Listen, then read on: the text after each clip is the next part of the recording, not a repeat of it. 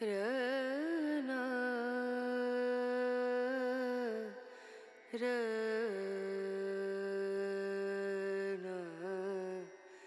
रनु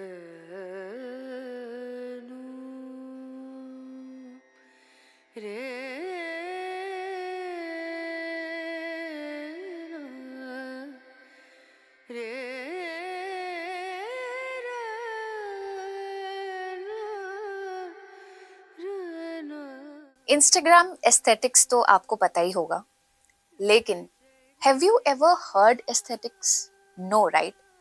I am sure आपने दास्तान गोई नहीं सुना होगा अब तक। वेल, आज हम आपके लिए स्पेशली दास्तान गोई के स्टूडियो में ही आ गए हैं। I welcome Syed Sahil Agha. Welcome to Boonde podcast. Sahil, कैसे हैं आदाब। आप? बहुत शुक्रिया कि आप लोग तशरीफ लाए और हमारी इस आर्ट फॉर्म के बारे में जानने की आपको जी उत्सुकता हुई और आपकी ख्वाहिश हुई। साहिल, आपने कहाँ कहाँ परफॉर्म नहीं किया है? नेशनल, इंटरनेशनल, कोई जगह नहीं छोड़ा है। आपके परफॉर्मेंस में आपकी परफॉर्मेंस की जो ब्यूटी है और इस आर्ट की जो ब्यूटी है, आज साहिल से हम सारी चीजें जानेंगे। सबसे पहले, जिन्हें पता है दास्तान गोई के बारे में उन्हें तो पता ही है, जिन्हें नहीं पता है उनके बारे में आप दास्तान गोई के बारे में थोड़ा सा एक ब्रीफ दे दें। साथियों, दास्तान गोई 13वीं सदी का फन है और ये दिल्ली की फोक आर्ट है। दिल्ली के ही एक सूफी शायर दरवेश अमीर खुसरो ने इस फन को इजाद किया था, इसको बनाया था। अमीर खुसरो वही हैं जिन्होंने उर्दू ज़बान को इजाद किया था ज़बान रेख्ता के नाम से, जिन्होंने कवालियों को इजाद किया, इन्वेंट किया। उसके बाद तबला और सितार भी उन्हीं की इन्वेंशंस में से है। दास्तान गोई 13वीं सदी का अंदाज है, फिर बाद के आने वाले वक्त में उसमें पर्शियन एक अंदाज और शामिल हुआ 16वीं सदी में। आर्ट फॉर्म्स चेंज होती रहती हैं, बदलती रहती हैं। जिस तरह कथक के अंदर आज दो बड़े घराने हैं, एक लखनऊ घराना, एक जयपुर घराना, उसी तरह दास्तान गोई के अंदर भी दो अंदाज आगे वक्त में आए। ये कहानियाँ सुनाने का एक फन है जिसमें हम जुबानी कहानियां सुनाते हैं लोगों को। तो और भी फनून है हिंदुस्तान में, लेकिन दास्तान गोई दिल्ली की फोक आर्ट है और ये एक कम नसीबी है कि दिल्ली की बहुत ही कम फोक आर्ट है जो उजड़ती रही, बसती रही, लेकिन उसमें से एक दास्तान गोई भी। जी, well, Urdu has an immense cultural prestige. दो हम लोग हिंदी और इंग्लिश का इस्तेमाल ज़्यादा करते हैं डेली लाइफ में, उर्दू का बहुत कम करते हैं। But how did you choose story telling दास्तान गोई एज योर करियर? जहाँ के मेरे ख्याल से आप भी 80s के ही हैं, हम भी 80s के ही हैं, जहाँ पे हमारे पेरेंट्स हुआ करते थे। 80s के पेरेंट्स आपको पता ही होगा, हमसे हमेशा एक्सपेक्ट किया जाता था कि हम या तो डॉक्टर या इंजीनियर ही बने। उस दौर पे आपने स्टोरी टेलिंग का जो एज ए करियर आपने सोचा, ये कैसे आपने सोचा? मतलब ये आपका सवाल ऐसा है कि जिसके जवाब बहुत बड़े बड़े दिए जा सकते हैं। जी। कि लोग ऐसे बोलते हैं, मैंने अपना बिजनेस छोड़ दिया, मैंने अपनी नौकरी छोड़ दी, मैंने इस आर्ट के लिए ये किया, मैंने वो, मैं उतना उसको उलझनों में नहीं सोचता। आपने जो जवाब दिया उसका बड़ा मुख्तसर सा जो मुझे अंदाज लगता है वो ये है कि फनकार बनते नहीं है, फनकार पैदा होते हैं। तो जब इंसान को किसी से इश्क हो जाता है, मोहब्बत हो जाती है, तो फिर वजह नहीं रहती कि उसने इसको क्यों चुना, कैसे चुना, कब चुना, कब हाँ हम साथ आ गए जिंदगी भर के लिए। तो ये फन मैंने अपने घर में अपने बड़ों को, खास वजह थी कि तकसीम की दास्तानें सुनाते हुए सुना, और जिस तरह दर्द से वो सुनाते थे क्योंकि उन्होंने उस दौर को देखा था। और जिन लोगों के साथ भी बुरा हुआ तो उनके अंदर दो जहनियत उभरती हैं। एक तो ये है कि फलां ने हमारे साथ बुरा किया, हम भी उसका बुरा करेंगे, बदला लेंगे। दूसरा जो जहन कहता है वो ये कहता है कि मेरे साथ बुरा हुआ, उसके साथ बुरा हुआ, अब ये बुरा किसी के साथ ना हो, क्योंकि आग की जो फितरत है वो जलाना है, वो खाक करना है। तो अब ये आग दोबारा नफरत की ना जले। हम नफरत करके देख चुके हैं, जल के देख चुके हैं, तबाहियां और बर्बादियां देख चुके हैं। और मोहब्बत इतना खूबसूरत फूल है कि जिसकी खुशबू हर आंगन को महकाती है, हर किसी को अच्छी लगती है। तो मकसद यही था पहला कि लोगों को बताएं कि हिंदुस्तान की गंगा यमुना तहजीब क्या है। जी। और इस फन को जिन्होंने बनाया हजरत अमीर खुसरो, वो खुद उसके अलमबरदार के, उनकी माँ राजपूत हिंदू, बाप तुर्क मुसलमान, और वो जो विरासत उनके अंदर आई जिसको उन्होंने आगे पहुंचाया। तो असल तो हम शुरू इस तरह से हुए थे, लेकिन इश्क बुता के ढोल से नफरत तो थी, मगर जब वो पड़ गया गले तो बजाना ही पड़ा। तो जब हमें उससे इश्क हो गया तो उसको निभाना भी पड़ा। तो वही उसी की आप हर कोशिश कर रहे हैं चीज कि इतनी निभाएं। इतनी खूबसूरती से बताते हैं, सुन के ही इतना अच्छा लग रहा है। तो आई एम जस्ट अज्यूमिंग कि जब आपको कोई लाइव देखता होगा कि हाउ हाउ ब्यूटीफुल, लाइक मैंने शुरुआत जैसे बोला है, it sounds so aesthetic, so beautiful. बहुत शुक्रिया। वो दुनिया में हर बात सुनी जाती है, दुनिया में हर बात सुनी जाती है, बस एक कहने का सलीका चाहिए। तो आप कोई भी बात कहिए उस सलीके के साथ, तो लोग सुनेंगे। और वही सलीका इस फन का नाम है। तो दास्तान गोई बातें कहने का ही फन है कि आप बात को किस तरह खूबसूरत अंदाज से कहें। और ख़ास तौर से जो 13वीं सदी की दास्तान गोई है, उसके अंदर हम कभी भी स्क्रिप्ट याद करके नहीं सुनाते हैं। उसका एक स्ट्रक्चर हमारे दिमाग में होता है, और हम जब स्टेज पे बैठते हैं तभी उसको इम्प्रॉम बनाना शुरू करते हैं कि ऑडियंस को क्या पसंद आ रहा है, कैसे। तो उसके लिए जो जो हमारी परफॉर्मेंस है, उसको उसका हम जितना रियाज करते हैं, जो लोगों को सामने दिखाई देती है बज़ाहिर तौर पे, उससे ज़्यादा हमारा रियाज होता है हमारे पढ़ने के ऊपर, हमारे लिखने के ऊपर, उन जुमलों पे, उन लफ्ज़ पे जो लोगों को सामने दिखाई नहीं देते। लोगों को लगता है जो परफॉर्मेंस है वो में, लेकिन जो स्क्रिप्ट है वो बहुत ज़रूरी है। तो इसलिए सालों साल जितने भी दास्तान गो होते थे वो रियाज करते थे लिखने का और पढ़ने का। फिर उसके अभी जो दास्तान गोई लोग आते हैं तो वो सोचते हैं कि परफॉर्मेंस परफॉर्मेंस सेकेंडरी है। पहले तो वो जुबान का जादू आपके अंदर आए तो फिर बाकी चीज़ें हों। तो हम तो अभी उसके रास्ते में हैं। We are just trying to get कि हम उसको पकड़ सकें। Okay, so what if we give you a modern story? अगर आपको कोई मॉडर्न स्टोरी नरेट करना है इस आपके पुराने आर्ट के थ्रू, हाउ हार्ड, और may be it's easy for you, but how do you do that, modern story in a old method? कह नहीं सकता मैं, असल में जो आपका सवाल में समझा वो क्योंकि दास्तान गोई तो एक क्लासिक आर्ट फॉर्म है, तो किसी भी चीज को क्लासिक बनाना इतना मुश्किल नहीं है। मिसाल के तौर पे अगर एक स्टोरी है, आमतौर से दास्तान सुनाने वाले अपनी ही कहानियां सुनाते हैं, ये उसूल है। लेकिन जैसे जो नए बच्चे हैं वो दूसरों की लिखी भी सुनाते हैं, बहुत अच्छी बात है कि वो कर रहे हैं। अब कोई किसी ने कहानी दी और उसने कहा कि भाई आप इसको सुनाइए, तो और हमें उसे क्लासिक बनाना है तो बहुत आसान है। उसने उसको फोन किया और कहा कि अच्छा मैं तुम्हारे घर आती हूँ, तो इसकी जगह आप कर दीजिए कि उसका 2 दिन पहले खत आया और उसने कहा कि फला वक्त मैं तुमसे मिलने के लिए आती हूँ। अब आज की कहानी में आप कहेंगे कि उसने अपनी मोटर कार निकाली, वो गाड़ी में बैठी और चल दी। आपको क्लासिक बनाना है उसको तो आप कर दीजिए उसने अपने बग्गी निकाली, वो बग्गी में बैठी और उसने खादिम से कहा कि चलो, या उसने घोड़ा निकाला और वो घोड़े पे उसकी तरफ रवाना हो गई। तो जो आज की चीजें उनको जो क्लासिक थी उनसे बदल दीजिए। तो वही जो आप आज की कहानी सुना रहे हैं और आपको लग रहा है कि सादी सी कहानी है कि उसने उसको फोन किया और वो मिलने के लिए गई और उन्होंने साथ में चाय पी रेस्टोरेंट में बैठ के और वहां से फिर वो वापस आ गए, उसी को जैसे ही आप क्लासिक कहेंगे कि उसने 2 दिन पहले चुपके से उसको एक रुक्का भिजवाया। रुक्का यानी कि खत, और खत में ये पैगाम लिखा कि मैं तुमसे कल शाम दरिया के किनारे मिलने आऊंगी। और जब शाम ढली तो उसने अपने इस्तबल से चुपचाप एक घोड़ा निकाला, उस पर वो सवार हुई। वो घोड़े पे उड़ती चली, मालूम देता था कि आसमान से कोई शहजादी उतर के जमीन पे आई। दरिया किनारे शहजादा उसका इंतजार कर रहा था। मानो वो मंजर यूं था कि ठहर जाए और तस्वीर में कैद हो जाए, मगर वक्त कब कैद हुआ है, तस्वीरें तो सिर्फ यादें हैं। वो किस्सा भी याद बन गया शहजादी के दिल में जब वो मुलाकात करके वापस लौटी शहजादे से। तो ये एक टुकड़ा बन गया कहानी का भी बैठे बैठे। तो I would like to clap for this. Instant इन्होंने अभी आपको सुना दिया है live. I mean this is a real talent. तो ऐसे ही होता है, क्लासिक बन जाता है। वो वेरी नाइस। एक अंदाज है, जब आप करने लगते हैं तो गाने वाले जो होते हैं जब वो गा रहे होते हैं तो आप उनको कोई भी लफ्ज दीजिए, मतलब आप उनको अखबार उठा के दे दीजिए तो वो जी।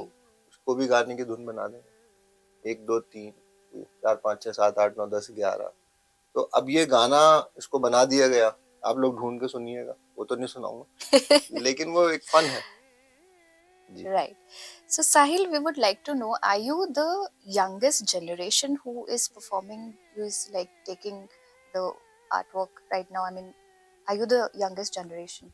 पता नहीं मैं यंगेस्ट का क्या तर्जुमा समझूं, क्योंकि अगर उम्र की बात है तो मुझसे ज्यादा जवान भी हैं, मुझसे ज्यादा छोटी उम्रों के हैं, खुद मेरे स्टूडेंट हैं जो कर रहे हैं, जो कर रहे हैं। जो कर रहे हैं। तो हमारे खुद अभी स्टूडेंट हैं जिनका शो होने वाला है, मुझसे ज्यादा यंग है। अभी हमारा एक शो है उदयपुर में, उसके लिए एक हमारी एनएसडीएन है, हमने उनसे कुछ चीजें ली हैं डायरेक्शन के तौर पे कि वो कुछ बताएं, क्योंकि जो नए लोग जिस तरह से देखते हैं चीजों को, सोचते हैं, उनका एक नजरिया होता है, तो वो हमने उनसे लिया है। तो मुझसे उम्र में मुझसे छोटे भी काम कर रहे हैं, मुझसे बड़े लोग भी काम कर रहे हैं, तो मैं भी कर ही रहा हूँ। तो मुझे लगता है कि इसमें उम्र का कोई दखल खलल है नहीं। बहुत से पुराने लोग आपको मिलेंगे जो गाना गा रहे होंगे और जिनके सुर बड़े कच्चे होंगे, बहुत से आपको बड़ी नई उम्र के बच्चे मिलेंगे जो गाना गा रहे होंगे और बड़े पक्के सुर होंगे। तो इसका ताल्लुक रियाज से है कि किसने फन को कितनी मेहनत, कितना वक्त दिया है, उसी से फिर आप उम्र नाप सकते हैं कि कौन नया है कौन पुराना है। मेरा ख्याल है जो बरसों की और सालों की हमारी बजाते खुद उम्र है, उसका फन से ताल्लुक है नहीं जी। ऐसा। So then what do you look, for example, अगर कोई ऐसा आम इंसान है जिसको दास्तान गोई में इंटरेस्ट है but they don't have a real background of दास्तान गोई, राइट? तो अगर आपको ऐसे किसी इंसान को इन्वॉल्व करना है, अपने दास्तान गोई में लाना है, तो what would you see in that person? कुछ चीजें हैं, जैसे हम कहते हैं कि मैं वर्कशॉप जब कराता हूँ तो हम कहते हैं कि आपने एटलीस्ट 4 थिएटर प्ले किए हों, यानी कि आपको कुछ एक्टिंग का थोड़ा बहुत पता हो, क्योंकि बहुत रॉ से शुरू करना हमारे लिए मुश्किल हो जाता है। और बेहतर है कि कुछ और चीजें, क्योंकि ये इस तरह से कि जैसे शास्त्रीय गायन है, शास्त्रीय गायन की जो बेसिक चीजें हैं वो कहीं से आप सीख लीजिए, तो फिर आप आइए पीएचडी करने के लिए, क्योंकि जितनी भी एकाकी कलाएं हैं, सोलो आर्ट फॉर्म है, वो थोड़ी सी मुश्किल होती हैं, आप अकेले ही हैं स्टेज पे। तो अगर आप कहीं भी जाएंगे पीएचडी करने के लिए तो जाहिर हो कहेंगे कि आपने पहले कुछ किया हो, तो पहले कुछ थिएटर किसी ने किया हो और बेसिक और थोड़ा बहुत ये है कि वो जबान के ऊपर मेहनत करने को तैयार हो। एग्जैक्टली, द लैंग्वेज, क्योंकि ये उर्दू की आर्ट फॉर्म है, Exactly. दास्तान गोई। हिंदी में कहानियां सुनाने की अलग कलाएं हैं, जो आज की हिंदुस्तानी जुबान है उसको, उसमें कहानियां सुनाने की अलग कलाएं हैं, अलग विधाएं हैं। लेकिन अगर आप दास्तान गोई में आना चाहते हैं तो थोड़ा सा ये है कि उर्दू का प्रोनाउंसिएशन, तो उर्दू बेसिक जो है उर्दू आपको आना चाहिए, then you can think about कि और कैलिबर आप देखते हैं। हाँ, मतलब ये कि जब हम लफ्ज बताएं तो कम से कम ये है कि आप उसकी थोड़ी सी मशक करने के लिए और उस पर मेहनत करने के लिए तैयार हो। Okay, Sahil, so last but not least, tell me about this beautiful studio that you have made. एक एक चीज यहाँ पे जो छोटी सी लेके बड़ी चीजें हैं, कितना वक्त लगा आपको ये खूबसूरत स्टूडियो बनाने में? एंड एक और क्वेश्चन है, बट या पहले आप ये बताइए हमें। देखिए, स्टूडियो तो खैर जो भी आपने देखा उसको मैं दास्तानी अंदाज में अगर कहूँ तो लफ्ज होते हुए बिखरे हुए लफ्ज होते हैं, लेकिन जब एक दास्तान को या एक शायर उन्हें एक तरतीब में पिरो देता है तो वो गजल बन जाती है खूबसूरत। वो अब लफ्ज है अलग अलग, देखिए, दिल, धड़कना, याद, ख्याल, तो ये लफ्ज हो गए। तो दिल धड़कने का सबब याद आया, वो तेरी याद थी अब याद आया, तो वो खूबसूरत शेर बना दिया उसने शायर ने। तो इसी तरह से ये स्टूडियो भी जैसे लफ्जों को चुन चुन के दास्तान बनाते हैं, ऐसी कुछ कुछ चीजें कहीं कहीं से मिलती रही, उनको लाते रहे, रखते रहे, लोग कहते हैं अच्छा लग रहा है, अच्छी बात है उनको। No, it's really very beautiful, and it will literally, as soon as I entered, it will take you to some vintage time, and it's a different environment and it's a different vibe altogether, I must say. बहुत शुक्रिया। Okay, so this is actually the last question. हम जब आपके बारे में थोड़ा बहुत Google कर रहे थे, होमवर्क कर रहे थे, तो हमने एक चीज आपके बारे में अनोखा हमने पढ़ा, and that was your luxury high and car collection. आप उसके बारे में भी हमें बताइए, क्या ये कलेक्शन आपको कहाँ से इंटरेस्ट आया? थोड़ा सा डिफरेंट है, but are these cars that you have are also vintage और व्हाट? मतलब इसमें तो कुछ ऐसी बात नहीं है, अलग अलग लोगों को अलग अलग चीजों का शौक होता है, जमा करने का, कलेक्ट करने का। हम्म। तो मुझे कार्स का शौक था कॉलेज टाइम से। कार्स मुझे पसंद थी और उसमें खास तौर से विंटेज कार्स। और मैंने अपने कॉलेज टाइम से ही जो मैं काम करता रहा, उससे जो भी पैसे आते रहे उससे कुछ खरीदता रहा हालांकि कार्स। थोड़ी सी एक्सपेंसिव हॉबी है ये। नहीं नहीं, इससे एक्सपेंसिव और बहुत सारी हॉबीज हैं लोगों को। हम्म। रेस के घोड़ों का शौक होता है, वो तो बहुत ही महंगी है, करोड़ों के एक एक घोड़ा होता है। उसके अलावा लोगों को हीरे जो होते हैं, असल हीरे, अग्री। उनको जमा करने का शौक होता है। एक साहब से मैं मिला, उनको पत्थर जो होते हैं वो जमा करने का शौक है। और हम्म। हिस्टोरिकल के ये फला राजा की अंगूठी में था, उनके ताज में था, और एक एक ही वो पत्थर जो था कई कई करोड़ का। हम्म। पेंटिंग्स का लोगों को शौक होता है, जी और जी। एक एक पेंटिंग 8 करोड़, 10 करोड़, 15 करोड़। मेरे पास तो उतने पैसे भी नहीं थे कि मैं उस तरह के शौक करता। तो जितनी हमारी कुव्वत में था, तो हमें विंटेज कार्स का शौक था। हम्म। और उसके पीछे एक बात ये थी कि मैं उस टाइम पे कुछ ऐसे लोगों से मिला जो उस मुहिम में जुड़े हुए थे, जो तो बहुत पैसे वाले लोग थे, कि विंटेज कार्स लोग स्क्रैप कर रहे थे, फेंक रहे हम्म। थे।